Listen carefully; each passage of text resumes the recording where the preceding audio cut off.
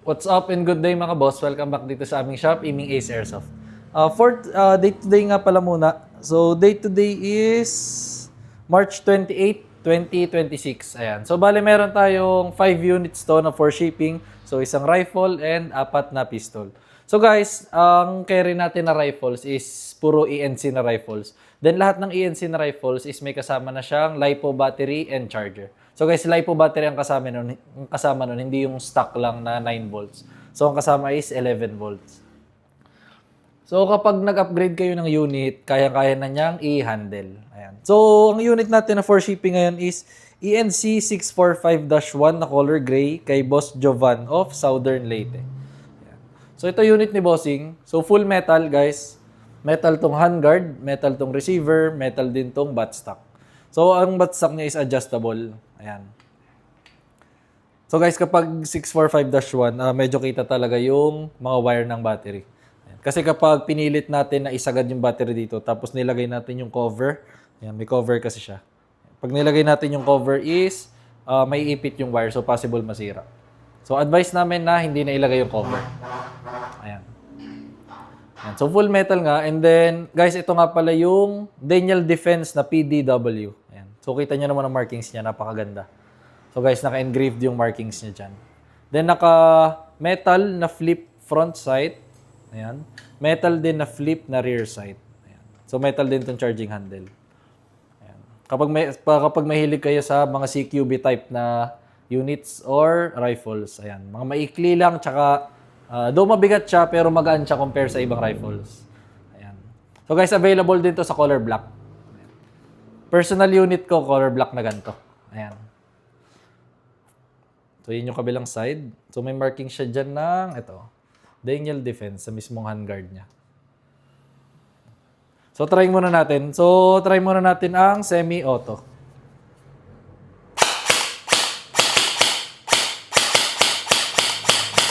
Full auto naman, ito lang yung selector niya. So, gaganyan nyo lang. Selector. Then guys, advice ko kapag magpo-full auto palagi is yung pitik-pitik lang. So, huwag nyo sobrang i-hold na matagal yung trigger. Kasi syempre, mas stress yung unit, mas possible yung wear and tear niya. Or mas madali. So, try natin.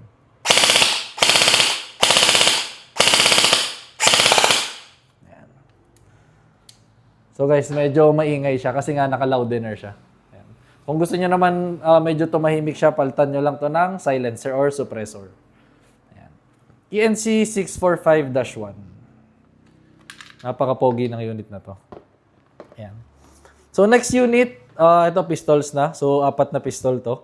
So una is WE 5.1A kay Boss Jetro of Ilocos Norte. Ayan. So ito unit ni Bossing, WE 5.1A na high capa.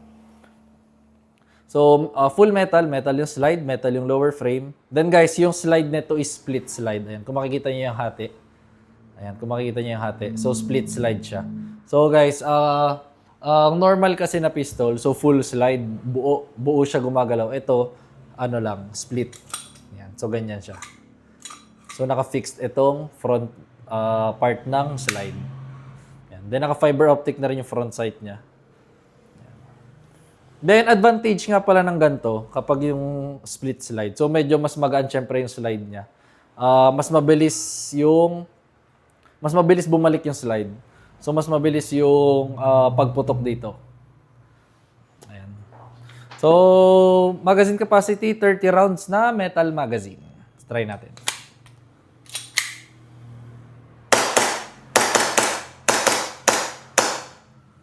Slide lock, meaning wala na siyang BBs. So kapag ganyan, na-release tong magazine, then release the slide. Ito lang, baba niya lang to. Then rest the hammer by pressing the trigger. Ayan. And the next unit is Double Bell 303 kay Boss Mark of Cagayan. So 303 guys, malamang naman alam niyo na to. Ayan. So John Wick 4 na Pit Viper.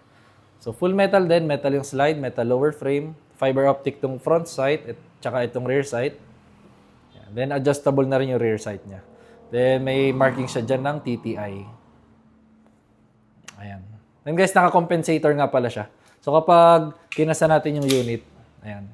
So, meron siyang compensator dito sa harap. Ganyan talaga kapag John Wick 4 na Pit Viper or Sun Viper. Ito yung kabilang side. Diyan yung markings ng Pit Viper. So, try natin.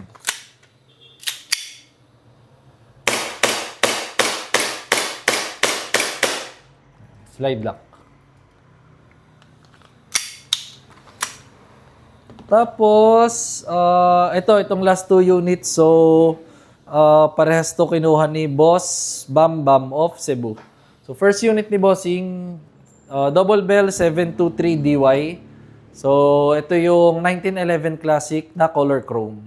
So, guys, if ayaw nyo naman ng chrome, may available din tayo na color black. So, ang code nun is Double Bell 723. So, ito yung chrome or silver. Pag mahilig kayo sa mga ganyan na color. So, try natin. Full metal nga din pala to guys. Metal slide, metal ang frame. Try natin.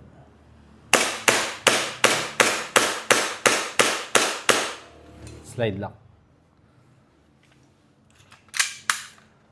Then, ang second unit naman ni Bossing is ENC 1103. Naka-color black. Ito yung Glock 18C ng ENC. So guys, kapag ENC, lagi ko naman sinasabi, napakaganda ng markings niya. Though wala siyang kasamang gun case, pero sa mismong unit, napakaganda ng markings. Yan. So naka-engraved yan.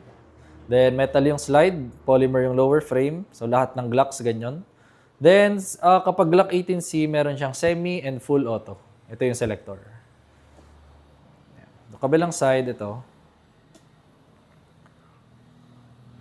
So, try muna natin ang semi-auto.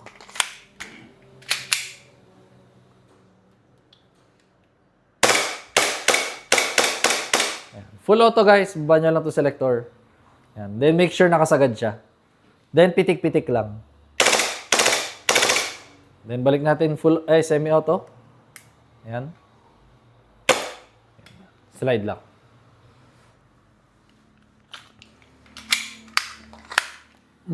So, yun lang guys. Papak na rin namin itong mga orders nyo. Then, if may inquiries kayo, message lang kayo sa aming page, Aiming Ace by CJO. Thank you.